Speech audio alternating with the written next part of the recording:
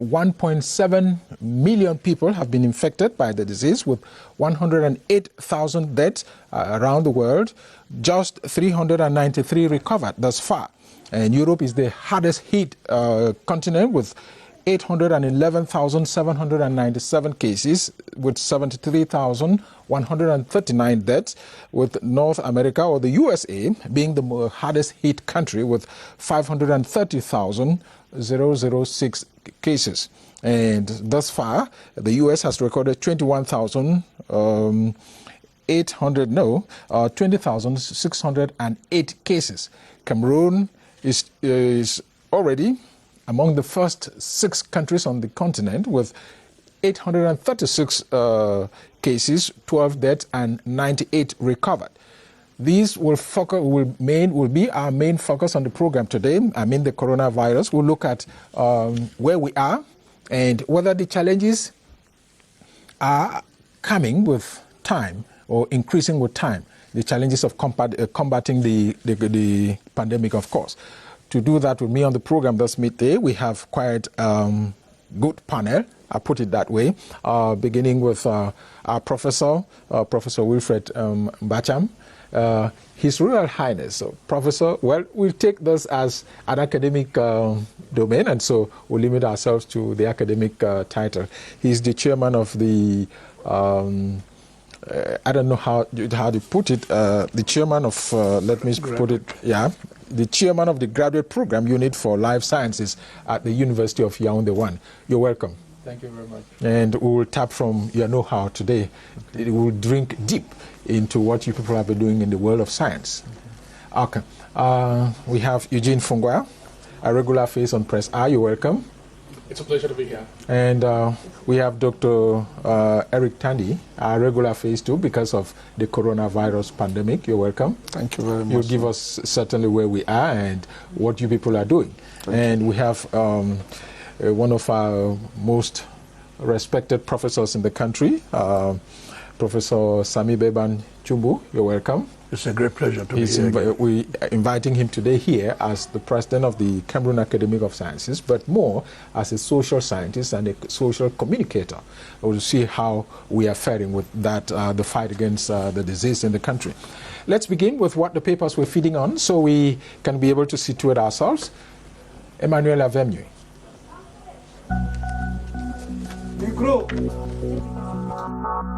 The continued spread of the coronavirus in Cameroon remains that one news story running through most newspapers this week. Cameroon earmarks isolation centers in COVID-19 response efforts on Cameroon Insider. At a time, rights defender warns against lockdown without relief measures on the Guardian Post. As UBA donates CFA 8.6 billion to 20 African countries to fight COVID-19, with Cameroon receiving 150 million CFA francs on the Star. The Horizon feeds its readers on the COVID-19 fight, expected to gulp 20% of money raised through treasury bonds. Just when controversy over vaccine for COVID-19 is reported on Cameroon Tribune. To the Post, proposal to test COVID-19 vaccine in Africa triggers outrage, with African footballers, civil society activists saying Africans are not guinea pigs. Then, government encourages production of chloroquine on Cameroon Insider, as Israel offers life-saving equipment to Cameroon to fight against COVID-19 on the Guardian Post. Just when the Bamenda mayor is on charm offensive on the Horizon, to the Voice, Achumbong puts smiles on Bamenda city traders, grants 2 months rent exemption. Then, the reconstruction priorities of the Northwest and Southwest regions are set straight on Cameroon Tribune, with Port Tassong to lead the operation. To the Horizon, Marshall Plan for Northwest Southwest PM goes for competence. The Guardian Post sees Port Tassong John Donatus handed tough task to reconstruct Northwest Southwest as 12,000 houses to be rebuilt in Northwest Southwest, the paper reports. But the Horizon sees 350 schools, 115 health centers to be rehabilitated. The Post is worried with its headline, amid smoking guns, PM appoints Tassong Njong to head Northwest Southwest reconstruction project. as Cameroon Insider provides details on the Presidential Reconstruction Development Plan for the two regions. The Star simply announces Paul Tassong appointed National Coordinator. The same Paul Tassong who acknowledges arduous task ahead of rebuilding war-torn Anglophone regions on the Voice newspaper. The disclaimer of Secondary Education Minister of Academic Year Adjustment. The 25 families rendered homeless by heavy rains in Adamawa. The border conflict feared as Equatorial Guinea encroaches into Cameroon territory, the assurance of Agriculture Minister on food security in Cameroon, the AFBD 205 billion loan to Cameroon, and the killing of a home teacher in Yaoundé and dumping of her body into a well by her students also form stories reported by the papers this week. Let's now end our press review with this story on the Guardian Post, wherein married women jubilate as husbands are forced to return home early by coronavirus restrictions. According to the Guardian Post, one of them, a certain Linda, fruit vendor in Mile 17 Park Boya, rejoiced that instead of drinking and returning home late, her husband is now a family man who gets to spend more time with her and the children. A measure she salutes should last long, if not for the prevention of the disease, but for her to have her husband with her. Until I come your way again, this is your Hour with the Press.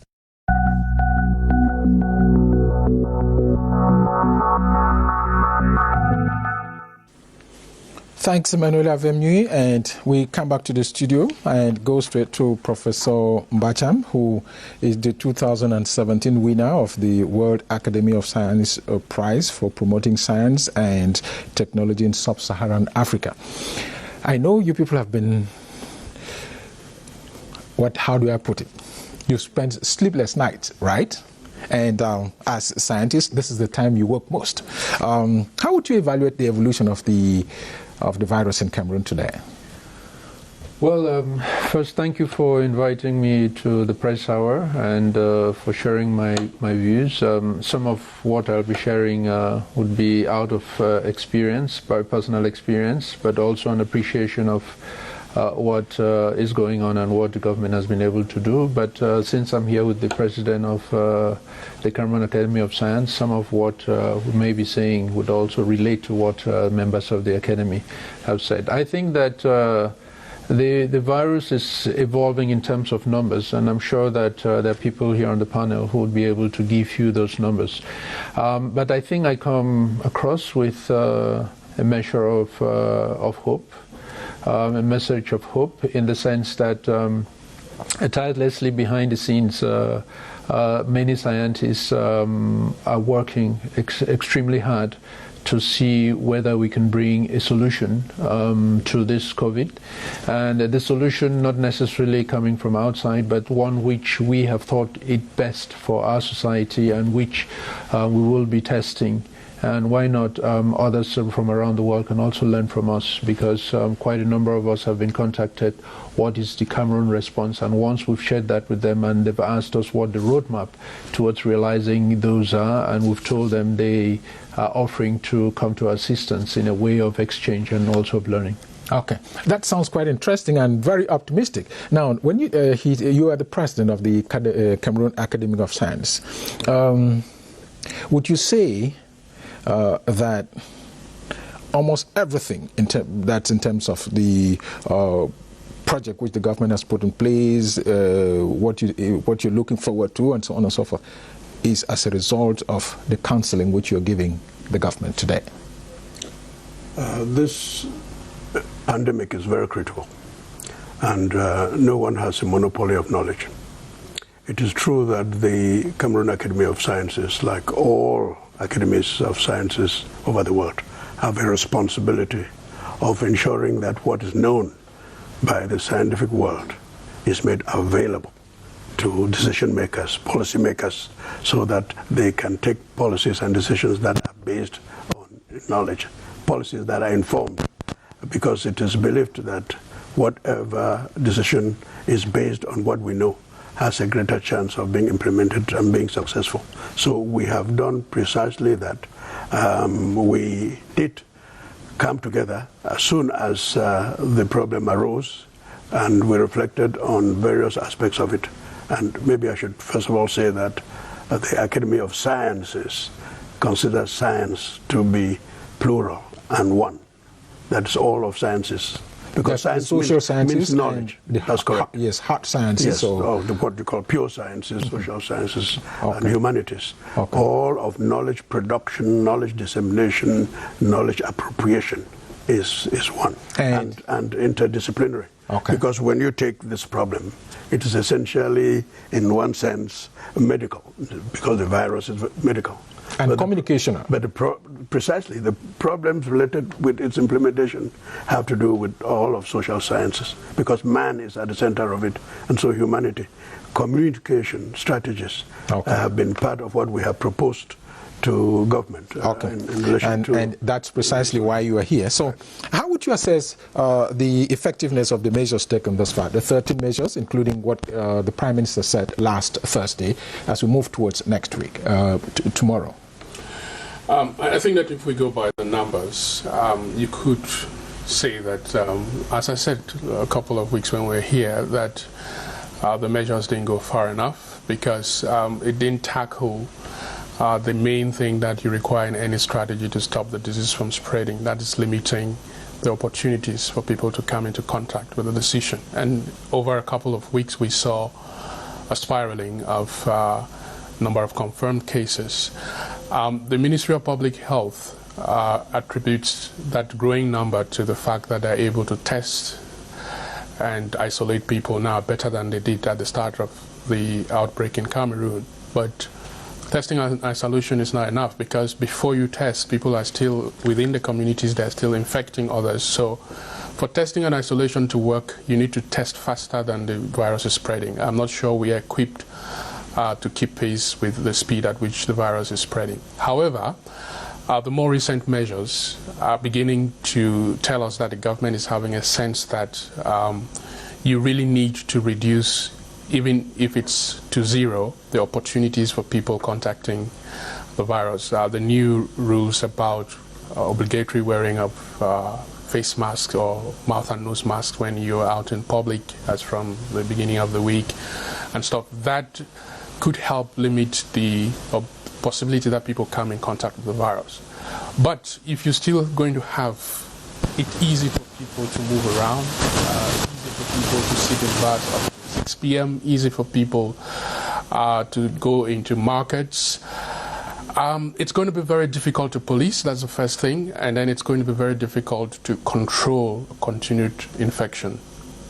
In my view, what we'll need is more stringent closure of the public space to limit the opportunities that people have to come in contact with the disease. Maybe you want to react to what he's saying, because I saw you. Well, I think the measures are salutary in the sense that the first 13 measures that were put out and then the 7 other rejoinders are actually trying to tighten those original measures. And I think that what the measures actually say is that we do not spread by contamination, we do not spread by contact, and there are many ways in which that can be done. First, I think a lot of massification of individuals has been reduced considerably, but at the same time the challenge is that if you bring in total confinement, people may die instead of hunger than die of the virus, and so some amount of restriction in movements has been put in place, and I think that's salutary. At the same time, I also salute this measure of saying everybody must wear a face mask. Why? Because when I don't have and you don't have, that's the ideal condition for spread. But if I have a mask, even if it's the one that's a little bit porous, it will limit the amount of droplets that leave me to you. Now, if I don't have and you have, I would spray it out, but it would also limit the amount that gets into you. But if you have and I have, it limits first the amount of droplets that go out, but at the same time it also limits the amount of droplets that you take in, and so it brings it considerably low. Exactly. And it has been modeled and shown that actually every other measure that we take in distancing and avoiding contact reduces also exponentially how many people can effectively get this infection. And by and large, we all at some point would be in contact with this virus. But before you become seriously ill, there's something we call the size of the inoculum. How many viral particles actually get into you and multiply very fast? If it gets in just a little bit, you can mount some amount of immunity. But if a lot of it gets into you, then your immune system runs into all types of chaotic conditions, and then you can no longer handle. So it's trying to limit the size of the inoculum so that people can build up immunity.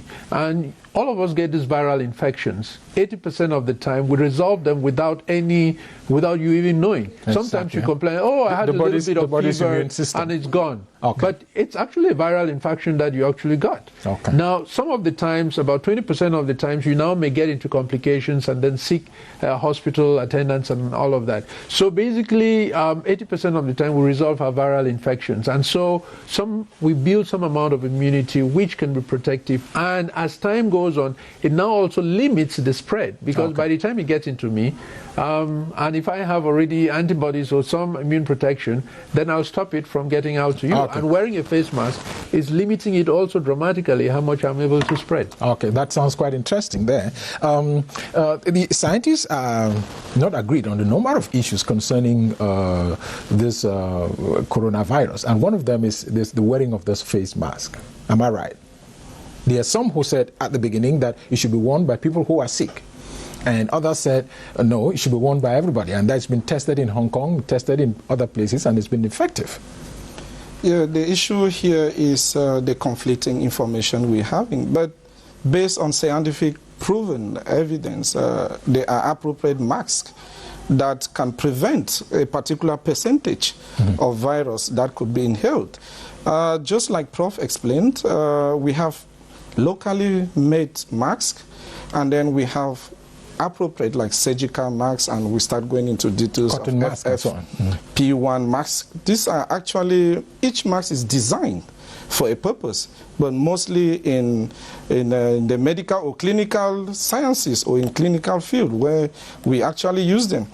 But to be more specific here, we have to say there is a degree of prevention of or protection no matter of the droplets, no matter the kind of mask you're now, wearing. How should the mask be worn and where, beginning tomorrow? Yeah, that is very, very, very good, because a lot of people still get confused on how we could put on a mask. It depends on how the mask is designed, because we have many variety of masks, but the end point is that a mask should be one that can cover your nose and your mouth completely, and there should be something that is able to help you fasten it. Yes, to fasten it on your head. I know some people complain that we don't have ears, but proportionally there should be something that will be able to hold it. You don't have ears. What are those hanging on there? Okay, you wanted to say something before I go to Professor Mbacha? The mix, I think that the mix messaging that has come out has really not been because the science is not well known. It's because of the political economic analysis that is going into the policies that different countries and different groups are going to take.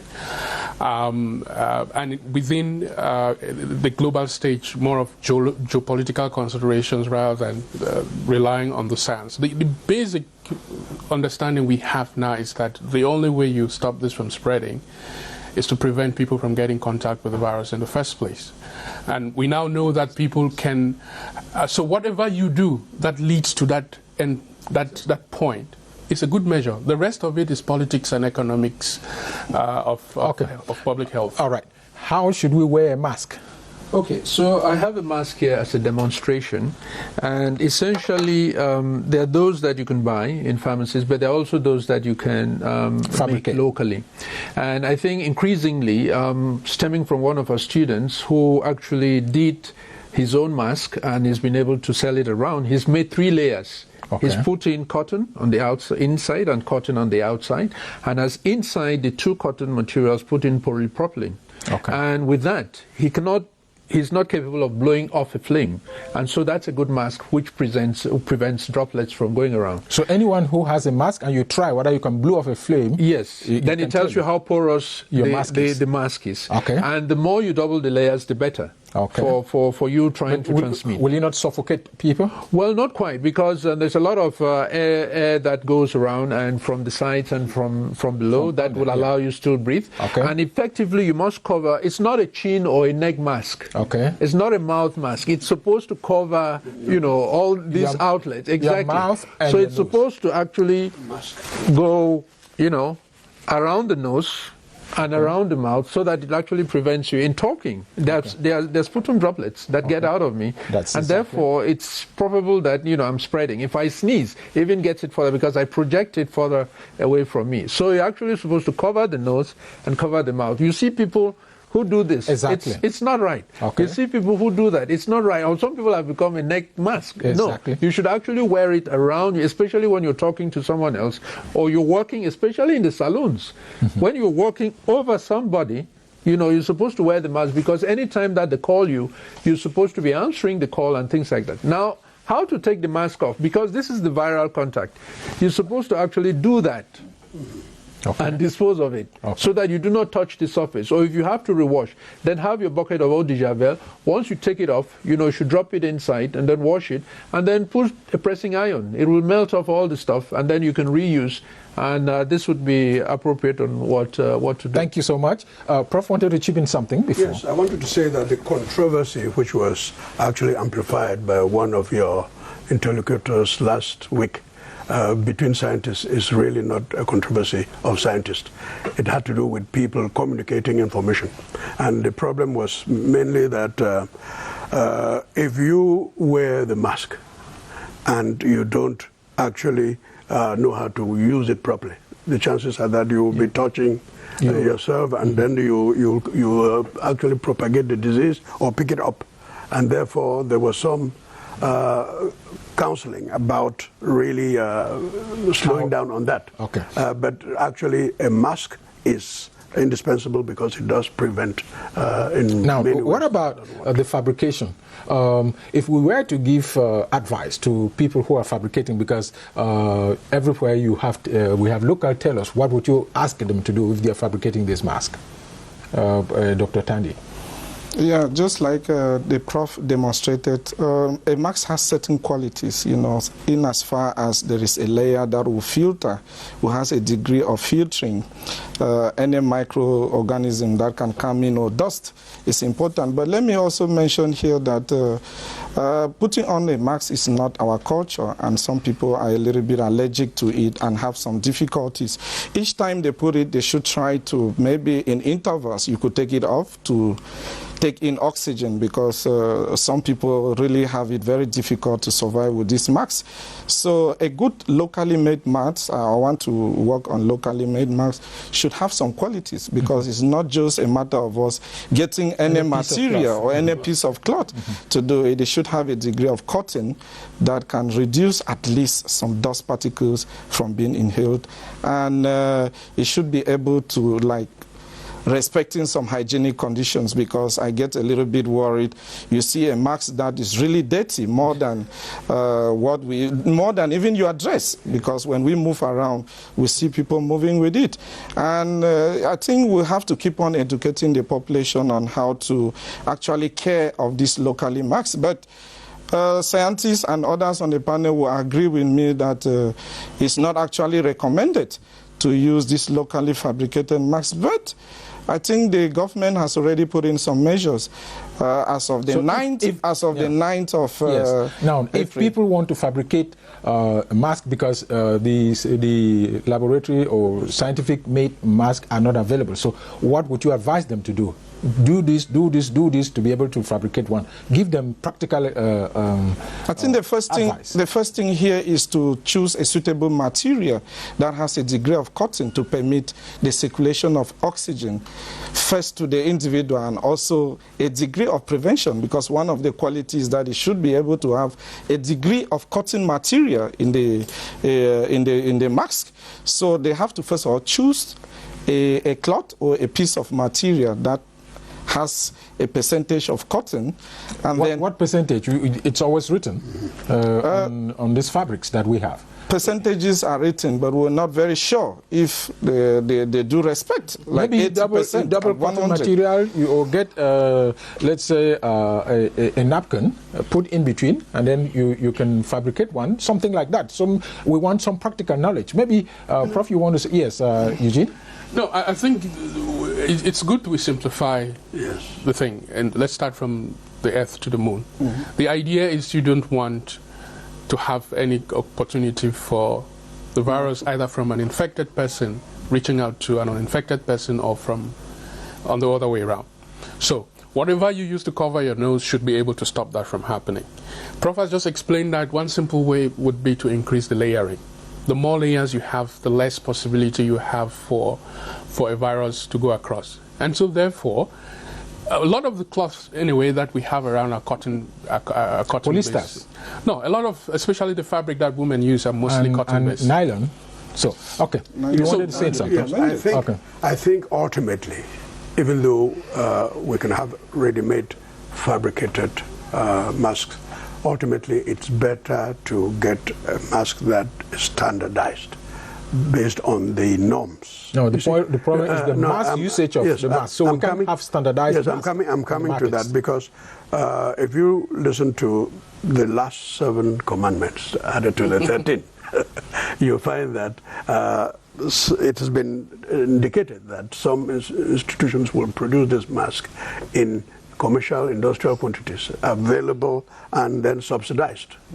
So with that, we think that it's more advantageous in terms of security. You're talking about a regular situation. Yeah, because people will be required to begin wearing masks as from tomorrow. That's what do they do? So they can wear the cotton-made mask, but ultimately switch to the standard mask if they are going to be in meetings where there are many people, because that is safer. You're talking about a meeting, we're talking about the common man. That's what I'm talking about. When I say meeting, I'm talking about markets. For instance, going to the market. Okay. Yeah. Well, I think while we wait for those measures for the mass production, I think there are things that we can do. First thing is to have more than just 2 layers. Is to have the 3-layer, and there's a polypropylene. It's a kind of material. If you ask from the stores, they would show you what is polypropylene, and then you can effectively include that. You would have noticed that most people, there was a social media posting in which somebody got the socks, cut it, and then inside the socks took tissue paper and pitted it and wasn't able to blow the flame. He was still able to breathe. So basically, there are some of these practical measures while we wait for the the mass production of these things to happen. First of all, government gave out these measures. It's still a lot of bureaucracy to disburse the money, for it to start to happen. So while we wait for that to happen, we would start fabricating our own, because it's a physical barrier. That's all you're looking for. It's a physical barrier. And so once you have the physical barrier, it's preventing you, and use it appropriately, and I think that will do. What I advised that student, my student, to do was that in addition, you can spray the front with the Dettol. You can spray the front with eucalyptus oil. You can spray the front with cypress oil. And that would also, in a way, limit the things. Now, the question was, wouldn't it be this too much of smell for you? No, you can do actually a certain percentage of the solution. Even when you wash it in eau de javel, there's some residual amount of eau de javel that's still lingering on the cloth. It's good. Because anything that lands on it, it will not, have the chances of surviving. So you reduce those chances, and I think this physical barrier will start doing the precautionary measures while waiting for the standard mask. All right, I'd like us to go to our machines and get this report on what's happening within our community on this coronavirus. Coronavirus or not, the streets must remain clean and the lawns mowed to keep the city neat. We work 6 out of 7 days from 6 a.m., then take a break from 9 to 10 a.m. and continue until 1 p.m. Wherever you go, you will find us working. We are trying to keep the town clean because of the disease out there. Everywhere has to be clean, especially where people enter to pay bills.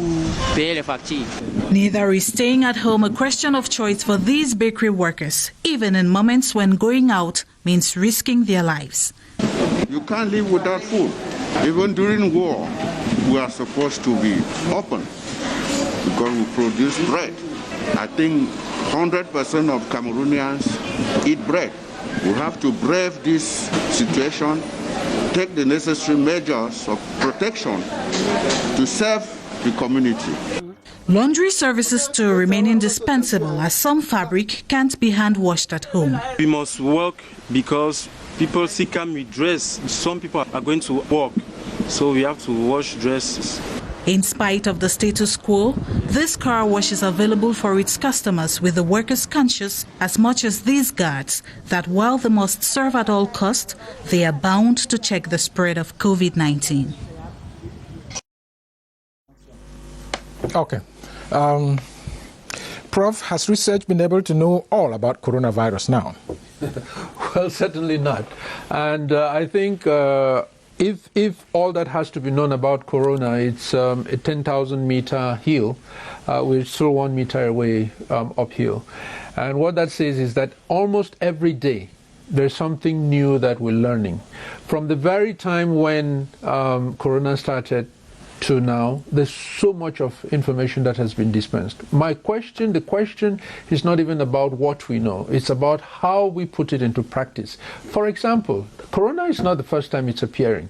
It had appeared before 17 years ago in China. There were certain measures they took. The same China? Yes, there were certain measures they took to try to limit it, and they did.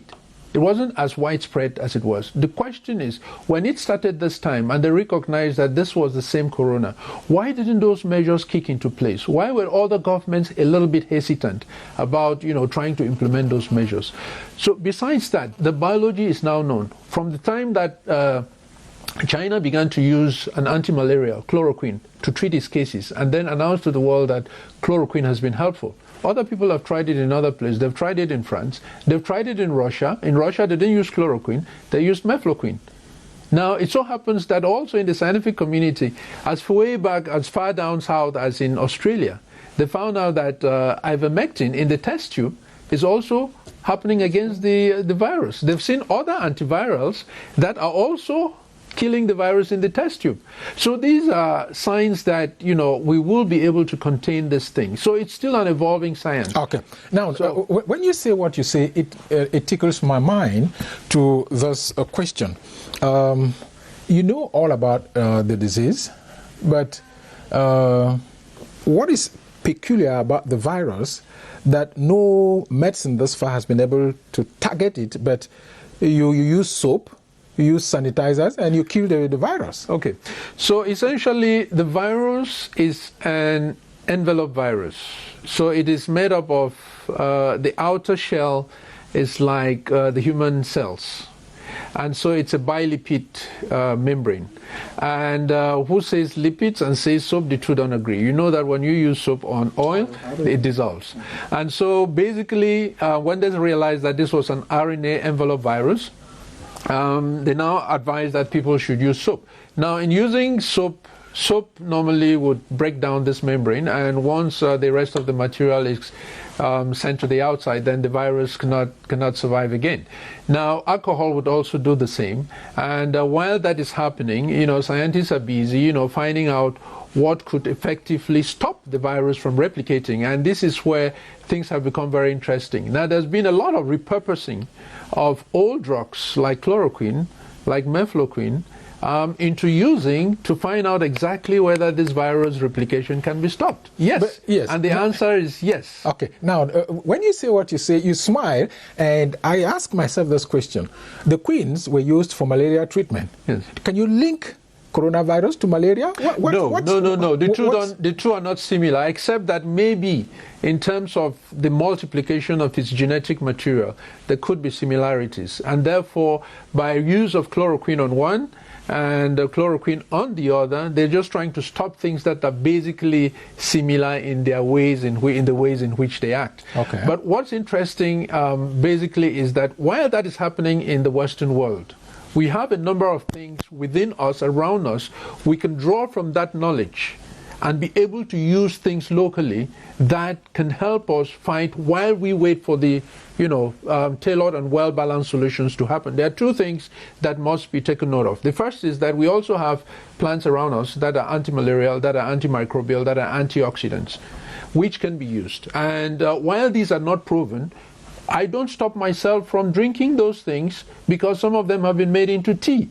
And therefore, I can take those things, and in the hope that, if the virus gets into me, it will not multiply.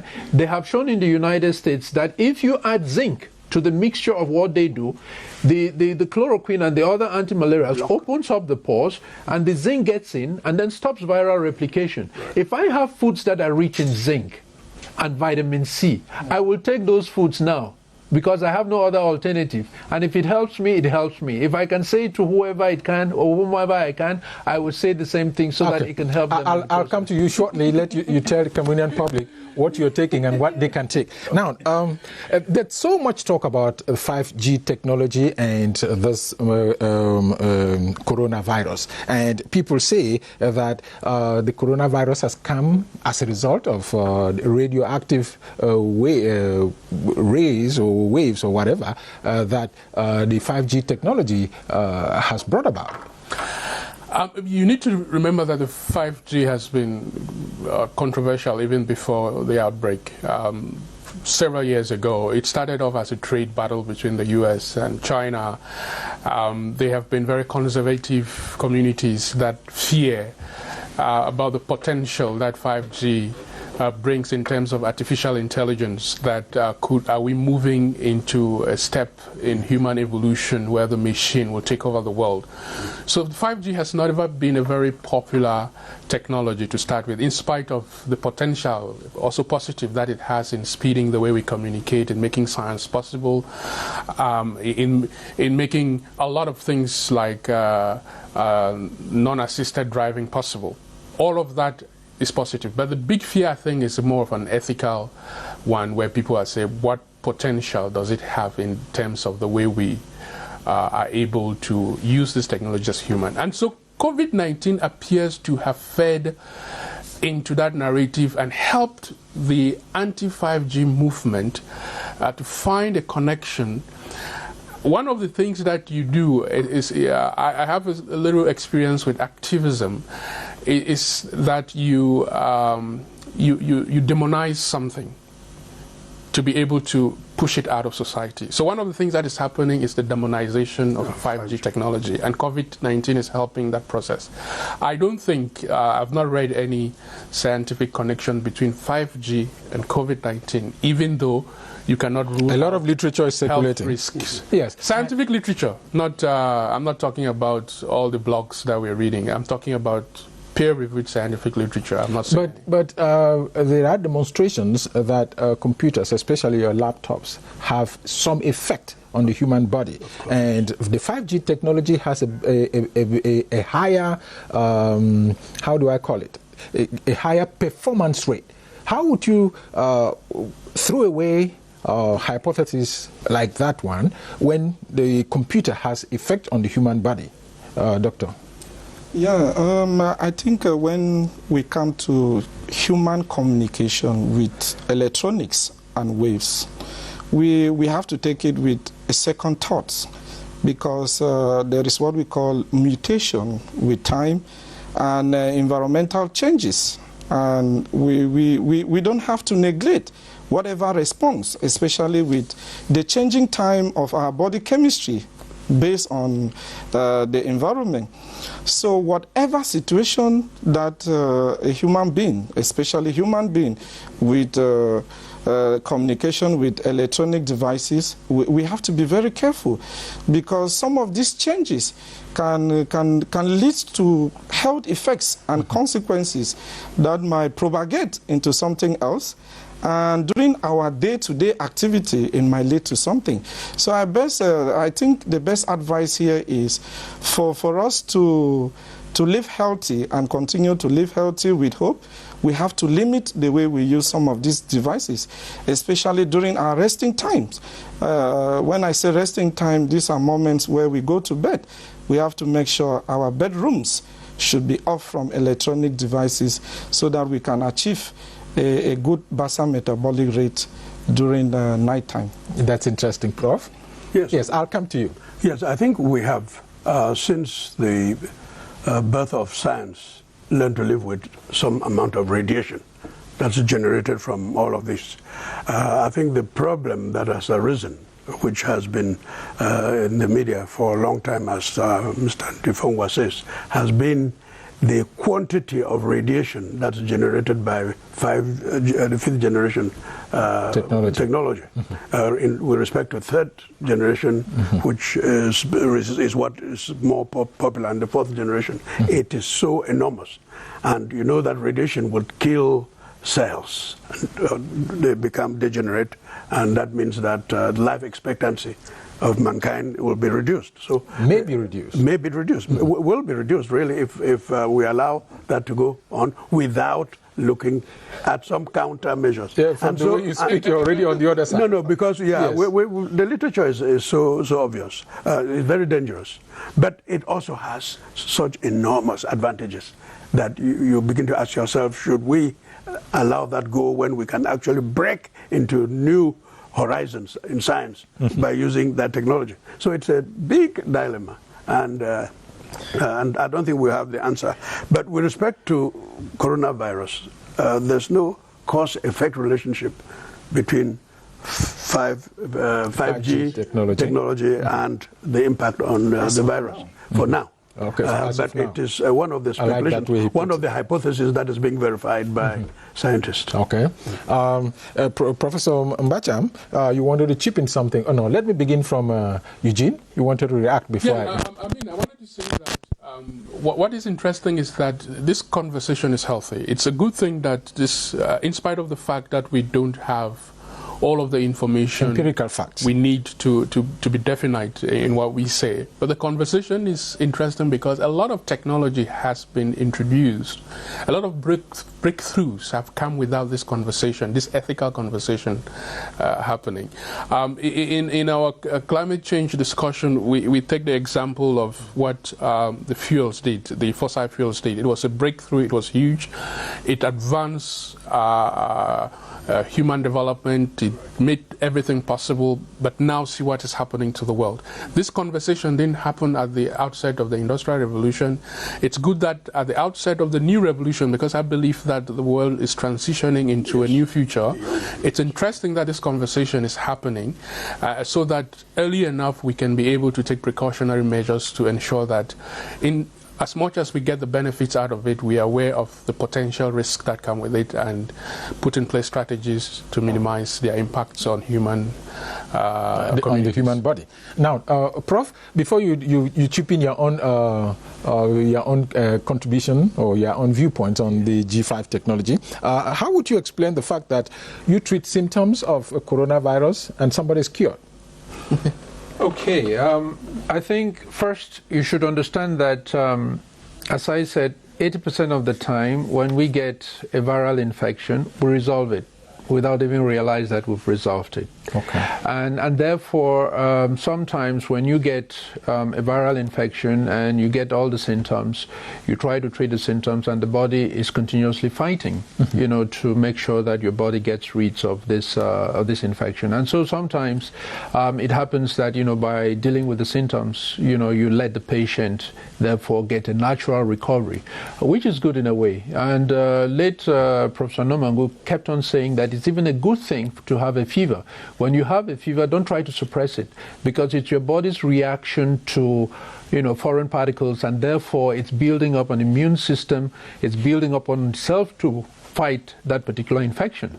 And it brought me to the understanding that in our local communities, we used to use heat as a way of therapy. Yes. You know, if you're ill with any kind of fever, even viral or use it. Yeah, you cover yourself with this blanket and you boil, you know, a hot grass stew underneath, and you inhale this, and it covers you up because your body is rising to that limit where it is producing things that are going to fight your natural infection.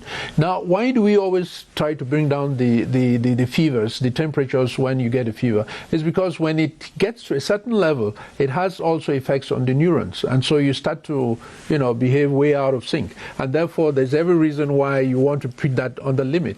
But, heat, especially when it's brought externally in this hot blanket fermentation, it's a way of generating your heat shock proteins to start to fight the infection for you. Oh, that's great. If I may go back to the 5G. Yes. Now, the briefly, 5G, briefly. Because we'll come back on that some other day. First, let me say that the cell can get in toxins in 3 ways. When you have a lot of stress, the cell is greatly intoxicated when you're stressed up. Number 2 is that you can take in, your cells can be intoxicated through xenobiotics. So all the chemicals and things that we drink, we smoke, we do, the cell can become intoxicated. The third aspect of cellular intoxication is through excessive radiation. And we have seen this happen. When they originally announced in Sweden that high-tension cables were causing leukemia in children, everybody said, no, that cannot be true. Then it now happens that it has been proven beyond reasonable doubt, scientifically, as Eugene would want it, that if you hold the phone to your left side of the ear, after a certain time you start to develop cancer of the brain on that side of the head.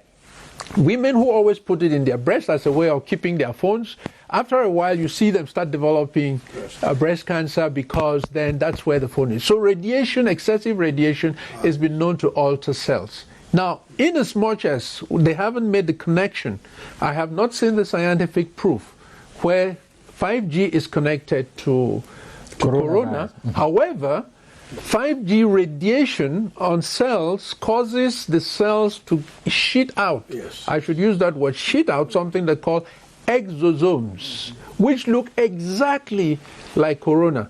But it's not corona. Okay. It looks exactly like corona. So we have the possibility of getting into this new area of biology called quantum biology, to start to find out if these radiations have specific effects. And are there ways in which we can block them? Yes, we can block these radiations. When the mobile phone was made, it wasn't made for you to happen to use it inside a building. It was meant for you to use it on the road. That's why it was called mobile. Okay.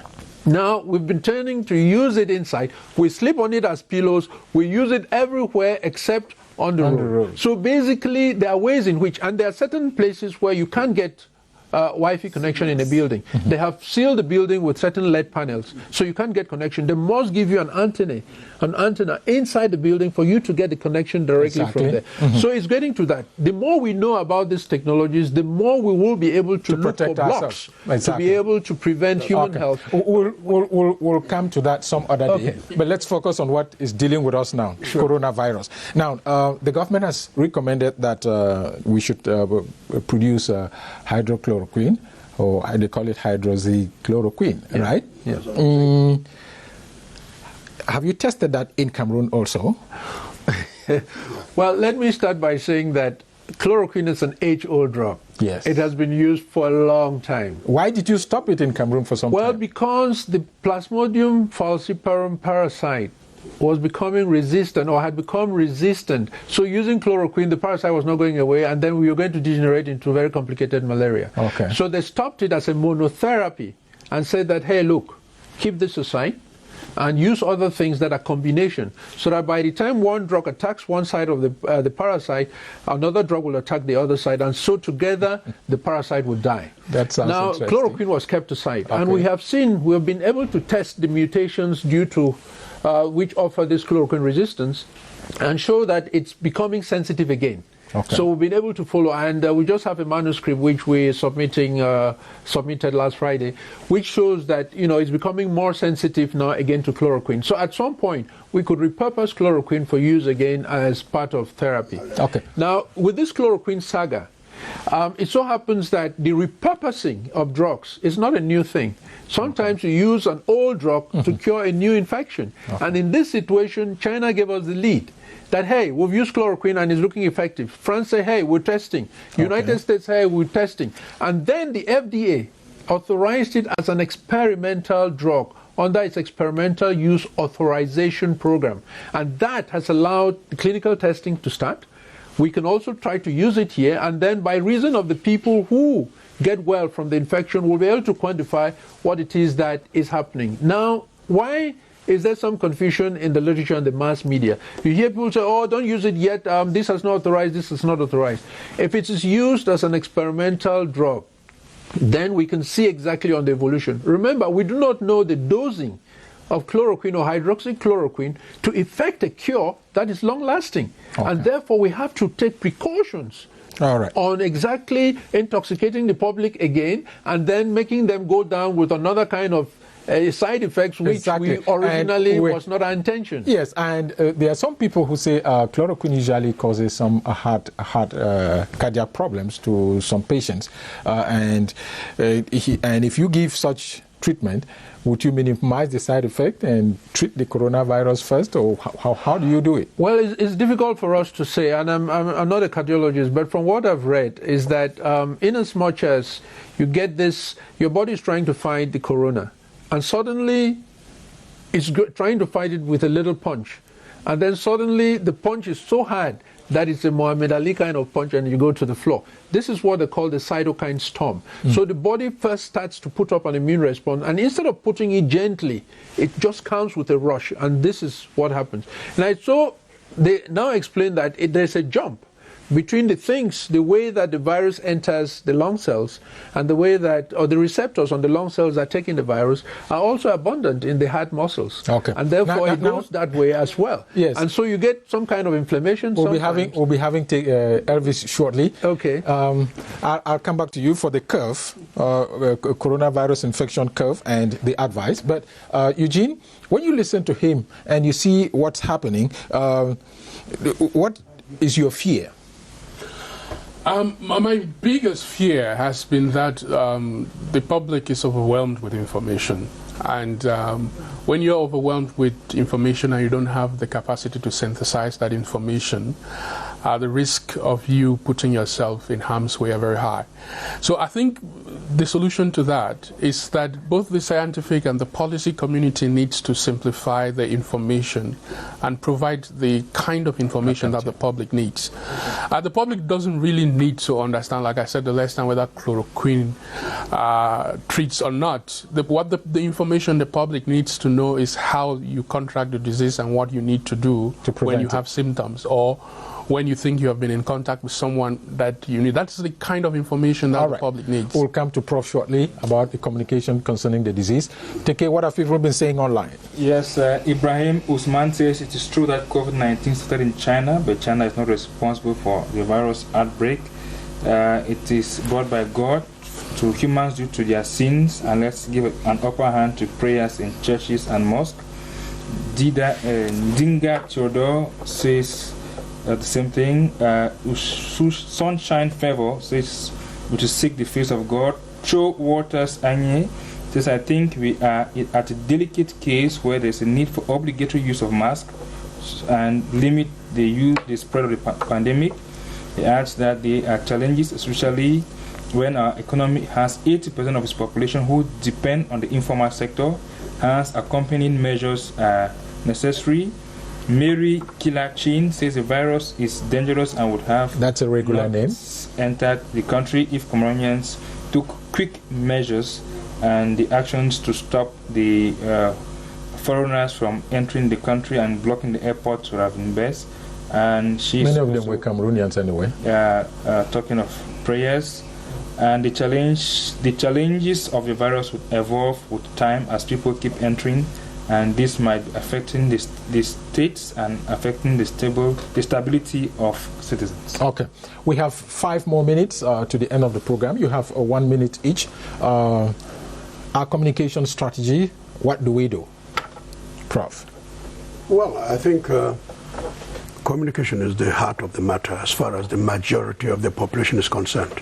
They're not concerned about what this disease is all about. I think we spent a lot of time talking about that. It's very useful. But we may need another program just to talk about how do we get the knowledge that we have, the information that we have, communicated to the entire population so that they can understand, appropriate this information, make use of it, so that they can now ensure that they do what we expect them to do. Because look at it, Joe. We have been saying that a number of things should be done. And when you go around to make an evaluation of what people actually do, you find that a lot of people are not following those instructions. Why? What is it about communication and human nature? It means that our is communication is not... Yes, communication, and we needed to take into consideration a number of things. All right. Sensitization is just the onset of information that will trigger a response so that people will have to change their attitudes and change their behaviors, change their minds, and change the mindset, which is embedded with a number of things. Okay. We'll come back on that. So, Dr. Tandy? Yeah, I think the population needs to be very, very vigilant at this time, because we already mentioned a series of things, and even with regards to some medications that have been announced, even the hydroxychloroquine, but they should know that that is for treatment. It is, yes, for treatment. And prescribed. Yes, and they should approach the most competent health facility. They shouldn't do auto-medication at home, because we've noticed and seen people rushing to pharmacies and buying certain drugs, and even going to some clandestine market to get hydroxychloroquine. They have to be very careful. Okay. Like it might create more health effects and consequences to them. Okay. So they should simply follow the instructions that the government is prescribing, and even the production on whatever thing, and avoid the communication of fake news that we see circulating every day. Okay, the role of the media here? A challenge? The role of the media, I think, would be to fish out. We're planning a webinar on fact-checking COVID-19 to be able to enable the media be able to sort wrong information and correct that information before giving it out to the public. Okay. But one of the things I wanted to say about communication is that there is evidence that a change of attitude usually doesn't always lead to a change in practice, because the skip between attitude and practice has a lot of things in between that are infrastructural. All right. So if you can tell the people all you want to know, if they don't have access to hand sanitizers, to face masks, if you don't have a means of enforcing whatever regulations you've taken, it will not work. Okay. What tea should they take and what should they not take? Locally made. Well, I do take moringa, I take fever grass, I take also cloves, I do take a substance called kenkeliba, and I take the baobab powder, and it depends on the time of day. If it's towards the night time, I don't take anything vitamin C, because it will keep me awake throughout the night. I take it more in the morning, and in the evening I take those other things that... Now, what of the foods? In terms of foods, there are a number of foods that are very, very healthy. Things like cauliflower, broccoli, parsley, cabbages, citrus fruits, because those are rich in vitamin C, and at the same time also rich in zinc. And they've shown that zinc has some effects on the virus as foods. Okay. But there's a particular plant that's totally unknown, but it's been shown in the East to fight against inflammation and fight against myocarditis, which is caused by that. And in my local language, I know the name. It's called Numbanga. And I don't want to start giving the scientific name now, so that the forest in my place is not cut down entirely for people drinking out of this or elsewhere in the country. But it grows in Cameroon, and it's been shown in the East to fight against diseases that cause inflammation and myocarditis. All right. Thank you so much, Prof, for coming. We still have time to talk about this, and in fact, the communication and this problem about radiation. Stay with CRTV if you can. Tam Weekend is following shortly on our main channel, and news will follow here on CRTV News.